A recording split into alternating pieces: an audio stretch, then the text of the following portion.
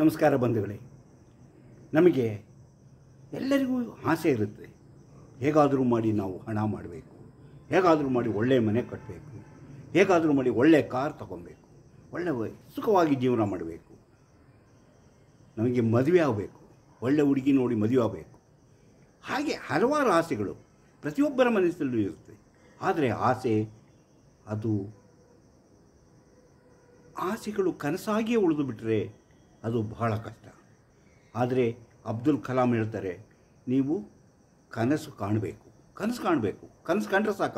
ಆ ಕನಸನ್ನು ನನಸು ಮಾಡುವುದು ಹೇಗೆಂಬುದನ್ನು ತಿಳಿಯಬೇಕು. ನಮ್ಮ ಮನಸ್ಸಿಗೆ ಆಸೆಗಳು ಬರುತ್ತದೆ, ನಮ್ಮ ಮನಸ್ಸಿನಲ್ಲಿ ಆಸೆಗಳು ಇರುತ್ತದೆ. ಆ ಆಸೆಗಳನ್ನು ನಾವು ಹೇಗೆ ಅದನ್ನು ಪ್ರತಿಫಲ ಸಿಗುವ ಹಾಗೆ, ನಾವು ಆಸೆ ಪಟ್ಟದ್ದು ಪಡೆಯುವ ಹಾಗೆ, ನಾವು ಆಸೆ ಪಟ್ಟು ನಮಗೆ ಸಿಗುವ ಹಾಗೆ ನಾವು ಮಾಡಲು ಏನಾದರೂ ಒಂದು ದಾರಿ ಇದೆಯಾ? ನಮ್ಮ ಆಸೆ ಪಟ್ಟದನ್ನು ಪಡೆಯಲು, ಆಸೆ ಪಟ್ಟದನ್ನು ಸಾಧಿಸಲು, ಆಸೆ ಪಟ್ಟಂತಹ ಹಣ ಮಾಡಲು, ಆಸೆ ಪಟ್ಟಂತೆ ಮನೆ ಕಟ್ಟಿಸಲು, ಆಸೆ ಪಟ್ಟಂತೆ ಒಳ್ಳೆಯ ಬಿಸ್ನೆಸ್ ಮಾಡಲು, ಆಸೆ ಪಟ್ಟಂತೆ ಕೆಲಸ ಸಿಗಲು, ಇದಕ್ಕೆಲ್ಲವೂ ಏನಾದರೂ ದಾರಿ ಇದೆಯಾ? ನಾವು ಸಾಧ್ಯನಾ? ನಾವು ಆಸೆ ಪಟ್ಟಂತೆ ನಮ್ಮ ಜೀವನ ನಡೆಯುತ್ತದಾ? ಮುಂತಾದ ವಿಚಾರಗಳು ಪ್ರತಿಯೊಬ್ಬ ಮನುಷ್ಯರನ್ನು ಕಾಡುತ್ತಾ ಇರುತ್ತೆ. ಆದರೆ ನಿಮ್ಮ ಮನಸ್ಸಿನಲ್ಲಿ ಇಂತಹ ಒಂದು ಶಕ್ತಿ ಬಂದಾಗ ನೀವು ಖಂಡಿತವಾಗಲು ಆ ಶಕ್ತಿಯನ್ನು ಬಳಸಿ ನೀವು ಆಸೆ ಪಟ್ಟದ್ದನ್ನು ಪಡೆಯಲು ಸಾಧ್ಯ. ನೀವು ಏನು ಆಸೆ ಪಟ್ಟರೂ ಅದನ್ನು ಪಡೆಯಲು ಸಾಧ್ಯ. ಅದು ಹೇಗೆ, ಅದಕ್ಕೇನು ಮಾಡಬೇಕು ಎಂಬುದನ್ನು ತಿಳಿಸುವುದಕ್ಕಿಂತ ಮೊದಲು ಸುದ್ದಿ ಬರೋಣ, ದ್ವೇಷ ಸುತ್ತೋಣ, ಕೋಶ ಓದೋಣ, ಮನಸ್ಸಿನೊಳಗೆ ನುಗ್ಗಿ ನೋಡೋಣ. ಅದುವೇ ದಾರಿ ಮಾಣಿಯ ಟೈಮ್ಸು. ಸ್ವಾಗತ ನಿಮಗೆಲ್ಲರಿಗೂ ಸ್ವಾಗತ. ಅದಕ್ಕೆ ನಿಮ್ಮ ಮನಸ್ಸು ಕೆಲಸ ಮಾಡಲೇಬೇಕು. ಇಲ್ಲದಿದ್ದರೆ ಏನು ಪಡೆಯಲು ಸಾಧ್ಯವಾಗುವುದು? ಕನಸು ಕಾಣಬೇಕು. ಹೆಂಗೆ ಕನಸು ಕಾಣಬೇಕು? ನನಗೆ ಅದು ಬೇಕು, ಇದು ಬೇಕು ಎಂಬ ಕನಸು ಕಾಣಬೇಕು. ಆ ಕನಸಿಗೆ ಜೀವ ತುಂಬಬೇಕು. ಆ ಕನಸಿಗೆ ಜೀವ ತುಂಬಿದಾಗ ನೀವು ಕನಸು ಕಂಡದ್ದು ನನಸಾಗಲು ಸಾಧ್ಯ. ಅಂದರೆ ಆ ಕನಸನ್ನು ಯಾವ ರೀತಿ ಅದನ್ನು ನೀವು ಬೆಳೆಸೋದು, ಹೇಗೆ ಅದಕ್ಕೆ ಶಕ್ತಿ ತುಂಬೋದು? ಅದಕ್ಕಾಗಿ ದೊಡ್ಡ ದೊಡ್ಡ ಕನಸುಗಳನ್ನು ಸದಾ ಮನಸ್ಸಿನಲ್ಲಿಟ್ಟು, ನಿಮ್ಮ ದೊಡ್ಡ ಕನಸು ಯಾವುದೋ ಅದನ್ನು ಸದಾ ಮನಸ್ಸಿನಲ್ಲಿಟ್ಟುಕೊಂಡು ನಿರಂತರವಾಗಿ ದೊಡ್ಡ ದೊಡ್ಡ ಕನಸನ್ನು ಕಾಣಬೇಕು. ಅದು ನಿಜ ರೂಪ ತಳೆಯುತ್ತದೆ. ನೀವು ಕಾಣುವ ಕನಸು ನಿರಂತರವಾಗಿ ದೊಡ್ಡ ದೊಡ್ಡ ಕನಸು. ನನಗೆ ಮನೆ ಬೇಕು, ನನಗೆ ಕೆಲಸ ಬೇಕು, ನನಗೆ ಯಾವುದು ಬೇಕು, ನಾನು ಆಸೆ ಪಟ್ಟಂತೆ ಏನೇನು ಬೇಕು, ಅದರಲ್ಲಿ ಮುಖ್ಯವಾಗಿದ್ದು ಯಾವುದು, ಅದನ್ನು ಮಾತ್ರ ನೀವು ದೊಡ್ಡದಾಗಿ ಬೆಳೆಸುತ್ತಾ ಬಂದು ದೊಡ್ಡ ಕನಸಾಗಿ ಕಾಣಬೇಕು. ಒಂದೇ ಕನಸನ್ನು ನಿರಂತರವಾಗಿ ಕಂಡಾಗ ಅವು ಒಂದೇ ಕನಸು, 10 ಕನಸಿರುತ್ತೆ. ಅದನ್ನು ಅದರಲ್ಲಿ ಆಯ್ಕೆ ಮಾಡಿ ನೀವು ಒಂದೇ ಕನಸಾಗಿ ಬರಬೇಕು. ಒಂದೇ ಕನಸನ್ನು ಒಂದೇ ಕನಸಿನ ಮಧ್ಯೆ ಬೇರೊಂದು ಕನಸಿಗೆ ಅವಕಾಶ ಇರಬಾರದು. ನೀವು ಆಸೆ ಪಡುವುದು ಹಲವು ವಿಚಾರಗಳನ್ನು ಆಸೆ ಪಡ್ತೀರಿ, ಆದರೆ ನಿಮಗೆ ಮುಖ್ಯವಾಗಿ ಯಾವುದು ಬೇಕು ಅದನ್ನು ಮಾತ್ರ ನೀವು ಕನಸಿನಲ್ಲಿ ಸದಾ ನೆನೆಯಬೇಕು. ಕನಸಿನ ಮಧ್ಯೆ ಬೇರೊಂದು ಕನಸಿಗೆ ಅವಕಾಶ ಕೊಡಬಾರದು. ನಾನು ಶ್ರೀಮಂತನಾಗಬೇಕು, ಹಣ ಇರುವಂಥ ವ್ಯಕ್ತಿ ಆಗಬೇಕು ಎಂದು ಕನಸು ಸದಾ ಕಾಣುತ್ತಾ ಬಂದರೆ ಅದಕ್ಕಾಗಿ ಪ್ರಯತ್ನಿಸಬೇಕು.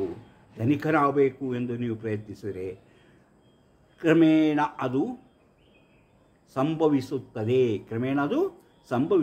ನಡೆಯುತ್ತದೆ. ಅದಕ್ಕೆ ತಿಂಗಳು ವರ್ಷಗಳೇ ಬೇಕಾಗುವುದು. ವರ್ಷಗಳ ಕಾಲ ನೀವು ಆ ಶ್ರಮವನ್ನು ಪಡುತ್ತಾ ಬಂದರೆ, ಪ್ರಯತ್ನಿಸುತ್ತಾ ಬಂದರೆ ನೀವು ಕಂಡ ಕನಸು ನಿಮ್ಮದಾಗುತ್ತದೆ. ಆದರೆ ಅದಕ್ಕೆ ವರ್ಷಗಳ ಶ್ರಮ ಅವಶ್ಯಕ ಎಂಬುದನ್ನು ಮರೆಯಬಾರದು. ಯಾರೂ ಮರೆಯಬಾರದು. ಗೊತ್ತಾಯ್ತಲ್ಲ?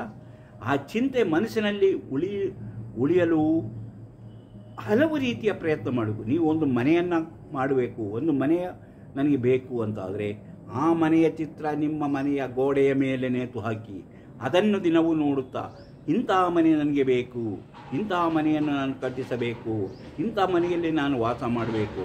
ಅದೇ ಒಂದು ನಿಮ್ಮ ನಿರಂತರ ಯೋಚನೆ ಆಗಬೇಕು. ಅದೇ ಹೇಳೋದು ಮೈಂಡ್ ಪವರ್. ನಾನು ಹಣವಂತನಾಗಬೇಕು ಅಂದರೆ ಅದಕ್ಕಾಗಿಯೇ ಪ್ರಯತ್ನಿಸಬೇಕು. ನನಗೆ ಮನೆ ಬೇಕು ಅಂದರೆ ಅದಕ್ಕಾಗಿಯೇ ನೀವು ಕನಸು ಕಾಣಬೇಕು. ಅಥವಾ ನನಗೆ ಉತ್ತಮ ಕಾರು ಬೇಕು, ಒಂದು ಕಾರು ಬೇಕು ಎಂಬ ಕನಸು ನೀವು ಕಾಣಬೇಕಂದ್ರೆ ಅದಕ್ಕಾಗಿ ನೀವು ಪ್ರಯತ್ನಿಸಬೇಕು, ಕನಸು ಕಾಣಬೇಕು. ಆ ಕಾರಿನ ಚಿತ್ರವನ್ನು ನಿಮ್ಮ ಮನಸ್ಸಿನಲ್ಲಿ ಸದಾ ಇರಲು ನೀವು ಅದನ್ನು ಆ ಚಿತ್ರವನ್ನು ಗೋಡೆಗೆ ಅಂಟಿಸಿಕೊಂಡು ಅದರ ಬಗ್ಗೆ ಕನಸು ಕಾಣಬೇಕು. ನೀವು ಸುಖದ ಬಗ್ಗೆ ನನಗೆ ಸುಖವಾಗಿರಬೇಕು, ನನಗೆ ಯಾವ ಚಿಂತೆ ಇರಬಾರದು ಎಂಬ ಕನಸನ್ನು ಕಾಣಿ. ಅದನ್ನೇ ನೀವು ಮನಸ್ಸಿನಲ್ಲಿ ಸದಾ ಸಮಯವು ಅದೇ ಇರಬೇಕು. ಬೇರೆ ವಿಷಯಗಳ ಬಗ್ಗೆ ನೀವು ಯೋಚನೆ ಮಾಡಬಾರದು. ಅದಕ್ಕಾಗಿ ಪ್ರಯತ್ನಿಸಬೇಕು, ಶ್ರಮ ಪಡಬೇಕು. ನೀವು ಏನು ಅಂದುಕೊಂಡಿರೋ ಅದನ್ನು ಸಾಧಿಸಲು ಪ್ರಯತ್ನ ಪಡಬೇಕು. ಫಸ್ಟು ನಿಮ್ಮ ಮನಸ್ಸಿನಲ್ಲಿ ಆ ಗುರಿ, ಏನು ಗುರಿ? ನಾನು ಧನಿಕನಾಗಬೇಕು ಅಥವಾ ಶ್ರೀಮಂತನಾಗಬೇಕು, ನನಗೆ ಮನೆ ಬೇಕು ಅಥವಾ ನನಗೆ ಕಾರ್ ಬೇಕು, ನನಗೆ ಒಳ್ಳೆಯ ಕೆಲಸ ಬೇಕು, ಯಾವುದಿದೆಯೋ ಅದರ ಬಗ್ಗೆ ನೀವು ಆ ಗುರಿ ತಲುಪಲು ಏನು ಬೇಕು ಅದಕ್ಕಿರುವ ಪ್ರಯತ್ನವನ್ನು ಮಾಡಬೇಕು. ಅದೇ ರೀತಿ ಸದಾ ನಿಮ್ಮ ಮನಸ್ಸಿನಲ್ಲಿ ಅದರ ಬಗ್ಗೆ ನೀವು ಯೋಚನೆ ಮಾಡಬೇಕು. ಅದಕ್ಕೆ ಹೇಳೋದು ಮೈಂಡ್ ಪವರ್ ಆ್ಯಂಡ್ ಗ್ರೋ ಮನಿ, ಅಂದರೆ ಮನುಷ್ಯನ ಶಕ್ತಿಯಿಂದ ನೀವು ಹಣವನ್ನು ದುಡಿಯಿರಿ. ನಿಮ್ಮ ಆಸೆಯನ್ನು ಅದು ಕೊಡುವ ಸಂತೋಷವನ್ನು ಬರೆದಿಡಬೇಕು. ಹೀಗೆ ನೀವು ಆಸೆ ಪಟ್ಟಿದ್ದೇನು, ಅದರಿಂದ ನಿಮಗೆ ಏನು ಆಸೆ, ಏನು ಸಂತೋಷ ಆಗುತ್ತೆ ಎಂಬುದನ್ನು ಅದು ನಿಮಗೆ ಕಣ್ಣ ಎದುರಿಗೆ ಕಾಣುವ ಹಾಗೆ ಬರೆದಿಡಬೇಕು. ಅದನ್ನೇ ದಿನವೂ ಓದಬೇಕು. ಮಲಗುವಾಗಲೂ ಏಳುವಾಗಲೂ ಅದರ ಬಗ್ಗೆ ಕನಸು ಕಾಣಬೇಕು. ನಿಮ್ಮ ಆಸೆಯನ್ನು ಅದು ಕೊಡುವ ಸಂತೋಷವನ್ನು, ಅದರಿಂದ ನನಗೆ ಏನು ಉಪಯೋಗ, ಅದರಿಂದ ನಾನು ಹೆಂಗಿರ್ತೀನಿ, ಆ ಹಣ ಬಂದಾಗ ನಾನು ಹೇಗಿರ್ತೀನಿ, ಅಥವಾ ನಾನು ಕಾರ್ನಲ್ಲಿ ಹೋಗ್ತಿರುವಾಗ ಎಷ್ಟು ಚೆನ್ನಾಗಿರುತ್ತದೆ, ಅಥವಾ ನಾನು ಇಂತಹ ಮನೆಯಲ್ಲಿ ವಾಸ ಮಾಡಿರುವಾಗ ಎಷ್ಟು ಸುಖವಾಗಿರುತ್ತೇನೆ, ಆ ಸುಖದ ಕಲ್ಪನೆ ನಿಮ್ಮ ಮನಸ್ಸಿಗೆ ಬರಬೇಕು. ಅದನ್ನು ಸಹ ನೀವು ಬರೆದಿಡಬೇಕು. ಹೀಗೆ ನಾನು ಆಯಾಗಿ ಹೋಗುತ್ತೇನೆ. ನಿಮ್ಮ ಆಸೆ ಅದು ಕೊಡುವ ಸಂತೋಷವನ್ನು ಅದು ಸಾಧ್ಯವಲ್ಲ ಎಂದು ತಿಳಿಯಬಾರದು. ಆದರೆ ಈ ಸಂತೋಷ ನನಗೆ ಸಿಗುತ್ತೆ, ಆನಂದ ನನಗೆ ಸಿಗುತ್ತೆ, ಇದು ನಾನು ಪಡೆಯಲು ನನ್ನಿಂದ ಸಾಧ್ಯವಿಲ್ಲ ಎಂಬುದನ್ನು ಒಂದು ಸಲಿಯೂ ನೀವು ಯೋಚನೆ ಮಾಡಬೇಕು. ಇಂತಲ್ಲ ನಾಳೆ ನಾನು ಅದನ್ನು ಪಡೆಯುತ್ತೇನೆ ಎಂಬಂತಹ ಒಂದು ಚಿಂತೆ ನಿಮ್ಮ ಮನಸ್ಸಲ್ಲಿರಬೇಕು. ಅದೊಂದು ಪವಿತ್ರ ಕೆಲಸ ಎಂಬಂತೆ ಭಕ್ತಿ ಭಾವದಿಂದ ಯೋಚಿಸುತ್ತಿರಬೇಕು. ಅದು ನನಗೆ ಸಿಗುತ್ತದೆ, ಅದು ನನ್ನ ಪವಿತ್ರವಾದ ಕೆಲಸ, ಅದು ನನ್ನ ಪುಣ್ಯ, ಅದೇ ನನ್ನ ದೇವರು ಎಂಬುದಾಗಿ ನೀವು ಯೋಚನೆ ಮಾಡ್ತಿರಬೇಕು ಹೊರತು ಅದನ್ನು ಸಾಧ್ಯವಿಲ್ಲ ಎಂಬುದನ್ನು ಒಮ್ಮೆಯೂ ಸಹ ನೀವು ಯೋಚಿಸಬಾರದು. ಅಂದರೆ ಆ ನಿಮ್ಮ ಏಕಾಗ್ರತೆ, ಆಶ್ರಯ ತೀವ್ರತೆ ಏನಿದೆಯೋ, ನೀವು ಏನನ್ನು ಯೋಚನೆ ಮಾಡ್ತಿದ್ದೀರೋ ಆ ಆಸೆಯ ತೀವ್ರತೆ, ಏಕಾಗ್ರತೆ ಬಲಗೊಂಡಾಗ ಆ ಆಸೆಗೆ ಶಕ್ತಿ ತುಂಬುತ್ತದೆ. ಆ ಶಕ್ತಿ ತುಂಬಿದಾಗ ಆ ಒಳ್ಳೆಯ ಬಾಗಿಲು ತೆರೆದುಕೊಂಡು ಅದು ತಾನಾಗಿ ನಿಮ್ಮ ಬಳಿಗೆ ಬರುತ್ತೆ. ಅದೇ ನೋಡಿ ನಿಮ್ಮ ಜೀವನದಲ್ಲಿ ನೀವು ಪಟ್ಟ ಆಸೆಯ ಆ ಕೊನೆಯ ಗುರಿ. ಅದಕ್ಕೆ ನೀವು ಪಟ್ಟ ಆಸೆ, ಅದಕ್ಕೆ ಹಾಕಿದ ಶ್ರಮ, ಅದಕ್ಕೆ ಮಾಡಿದ ಪ್ರಯತ್ನ ಎಲ್ಲವೂ ನಿಮ್ಮನ್ನು ಸರಿಯಾದ ರೀತಿಯಲ್ಲಿ, ಆ ಒಂದು ರೀತಿಯಲ್ಲಿ ನಿಮ್ಮನ್ನು ನಿಮ್ಮ ಗುರಿ ತಲುಪುವಲ್ಲಿ ಕೆಲಸ ಮಾಡುತ್ತದೆ. ಅದಕ್ಕೆ ಒಳ್ಳೆಯ ಉದಾಹರಣೆ ಅಂದರೆ ಅಬ್ರಹಾಂ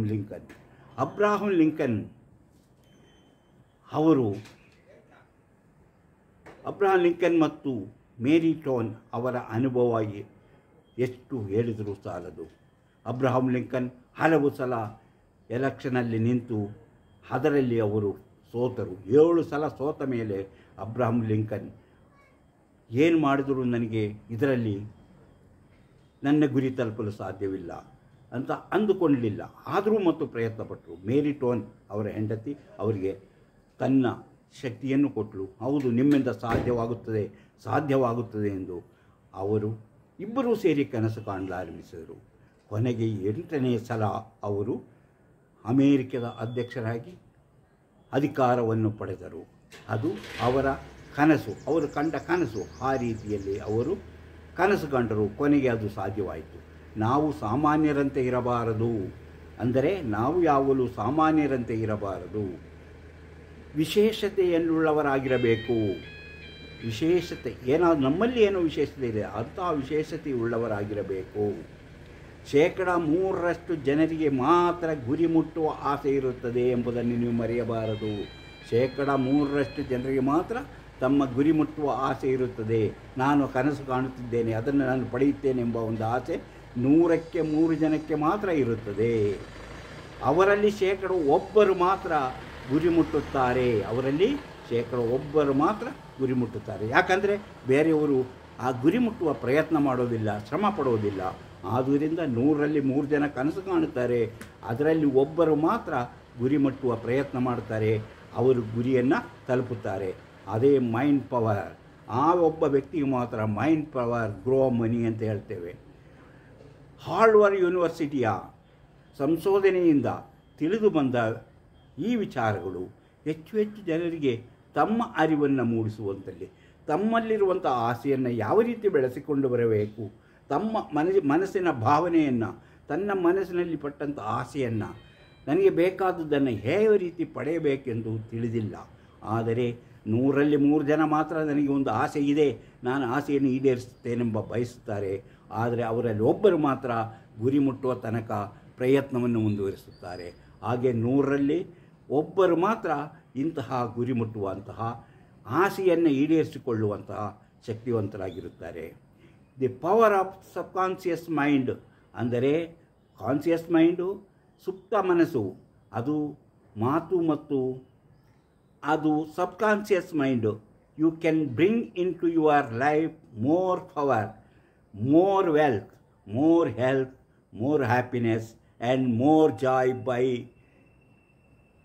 ದಿಸ್ ಇನ್ ಸಬ್ಕಾನ್ಷಿಯಸ್ ಮೈಂಡಿಂದ. ಅಂದರೆ ನಿಮ್ಮ ಸುಪ್ತ ಮನಸ್ಸಿನಿಂದ ನೀವು ಇಂತಹ ಕನಸುಗಳನ್ನು ಕಾಣುವುದರಿಂದ ನಿಮ್ಮ ಸುಪ್ತವಾದ ಮನಸ್ಸು ಅದಕ್ಕೆ ಕೆಲಸ ಮಾಡುತ್ತದೆ. ನೀವು ಅದರಲ್ಲಿ ಗೆಲ್ಲುತ್ತೀರಿ, ಗುರಿ ಮುಟ್ಟುತ್ತೀರಿ. ನಿಮ್ಮ ಮೈಂಡ್ ಪವರನ್ನು ನೀವು ಸರಿಯಾಗಿ ಬಳಸಿಕೊಳ್ಳದಿದ್ದರೆ ನೀವು ಎಷ್ಟೇ ಆಸೆ ಪಟ್ಟರೂ ಉಪಯೋಗವಾಗದು. ಅಂದರೆ ನಾವು ಮಾಡುವಂತಹ ಪ್ರತಿಯೊಂದು ವಿಚಾರವು ಅದು ಕೊನೆಗೆ ನಮ್ಮ ಸಬ್ಕಾನ್ಷಿಯಸ್ ಮೈಂಡಿಗೆ, ಅಂದರೆ ಸುಪ್ತ ಮನಸ್ಸಿಗೆ ಹೋಗಿ ಸೇರಿಕೊಳ್ಳುತ್ತದೆ. ಅದು ನಮ್ಮನ್ನು ಹೆಚ್ಚು ಹೆಚ್ಚು ಪ್ರೋತ್ಸಾಹ ಕೊಡುವುದರಿಂದ ನಮ್ಮ ಆಸೆಗಳು ಈಡೇರುವಂತೆ ನಾವು ಪ್ರಯತ್ನ ಪಡುತ್ತೇವೆ, ಅಂದರೆ ಪ್ರಯತ್ನಿಸುತ್ತೇವೆ. ನಮ್ಮ ಆಸೆಯನ್ನು ಈಡೇರಿಸಿಕೊಳ್ಳುವಂತಹ ಒಂದು ಸುಪ್ತ ಮನಸ್ಸಿನ ಪವರ್, ಆ ಮನಸ್ಸಿನ ಪವರ್ ಇದೆಯಲ್ಲ ಅಥವಾ ಆ ಶಕ್ತಿ ನಮಗೆ ಪ್ರಚೋದನೆ ಕೊಡ್ತಾ ಇರುತ್ತೆ. ನಾವು ಯಾವುದೇ ಕೆಲಸ ಮಾಡಿದಾಗಲೂ ನಾವು ಕನಸು ಕಂಡು ಏನನ್ನು ಮಾಡಬೇಕೆಂದು ಪ್ರಯತ್ನ ಮಾಡ್ತೀವೋ ಆ ಪ್ರಯತ್ನಕ್ಕೆ ಹೆಚ್ಚಿನ ಬಲ ಬರುತ್ತದೆ. ಅಂತಹ ಪ್ರಯತ್ನದಿಂದ ನೀವು ಹಣವನ್ನು ಸಂಪಾದನೆ ಮಾಡ್ಬೋದು, ನಿಮ್ಮ ಆಸೆಪಟ್ಟಂಥ ವಸ್ತುಗಳನ್ನು ಕೊಂಡುಕೊಳ್ಳಬಹುದು, ನಿಮಗೆ ಆಸೆಪಟ್ಟಂತಹ ಜೀವನ ನಿಮಗೆ ಸಿಗುತ್ತದೆ. ಇಂತಹ ಹಲವಾರು ವಿಚಾರಗಳಿವೆ. ಇಂಥ ವಿಚಾರಗಳನ್ನು ಮುಂದಿನ ವಿಡಿಯೋಗಳೇ ಹೇಳ್ತಾ ಹೋಗುತ್ತೇನೆ. ಈ ವಿಡಿಯೋ ನಿಮಗೆ ಇಷ್ಟವಾದರೆ ಈಗಲೇ ಲೈಕ್ ಮಾಡಿ, ಶೇರ್ ಮಾಡಿ, ಪ್ರೋತ್ಸಾಹ ಕೊಡಿ. ಅದೇ ರೀತಿ ನೀವಿನ್ನೂ ಮಾಣಿಯಾ ಟೈಮ್ಸ್ ಯೂಟ್ಯೂಬ್ ಚಾನಲನ್ನು ಸಬ್ಸ್ಕ್ರೈಬ್ ಮಾಡಿಲ್ಲವಾದರೆ ಈಗಲೇ ಕೆಳಗೆ ಕಾಣುವ ಸಬ್ಸ್ಕ್ರೈಬ್ ಎಂದು ಬರೆದಿರುವಲ್ಲಿ ಒಮ್ಮೆ ಕ್ಲಿಕ್ ಮಾಡಿ ಸಾಕು, ನೀವು ಸಬ್ಸ್ಕ್ರೈಬ್ ಆಗ್ತೀವಿ. ಪಕ್ಕದಲ್ಲಿ ಕಾಣುವ ಗಂಟೆಯ ಚಿಹ್ನೆಯನ್ನು ಒಮ್ಮೆ ಕ್ಲಿಕ್ ಮಾಡಿದರೆ ಮಾಣಿಯಾ ಟೈಮ್ಸ್ ಯೂಟ್ಯೂಬ್ ಚಾನಲಲ್ಲಿ ಬರುವ ಪ್ರತಿಯೊಂದು ವಿಡಿಯೋವು ನೋಟಿಫಿಕೇಷನ್ ಮೂಲಕ ನಿಮ್ಮ ಮೊಬೈಲಿಗೆ ಬರುವುದರಿಂದ ನೀವು ಪ್ರತಿಯೊಂದು ವಿಡಿಯೋವನ್ನು ನೋಡಲು ಸಾಧ್ಯವಾಗುತ್ತದೆ. ಅದೇ ರೀತಿ ನೀವು ಪ್ರತಿಯೊಂದು ವಿಡಿಯೋವನ್ನು ಆಸಕ್ತಿಯಿಂದ ನೋಡಿ ನಮಗೆ ಪ್ರೋತ್ಸಾಹ ಕೊಡ್ತಾ ಬಂದರೆ ನಮಗೆ ಇದಕ್ಕಿಂತಲೂ ಉತ್ತಮವಾದಂತಹ ವಿಡಿಯೋಗಳನ್ನು ತಯಾರಿಸಲು ಸಹಕಾರಿಯಾಗುತ್ತದೆ. ಇಂತಹ ಮತ್ತೊಂದು ವಿಡಿಯೋದೊಂದಿಗೆ ಮತ್ತೆ ಬರುತ್ತೇನೆ. ಇಷ್ಟು ಹೊತ್ತು ಈ ವಿಡಿಯೋ ನೋಡಿದ ನಿಮಗೆಲ್ಲರಿಗೂ ಧನ್ಯವಾದ.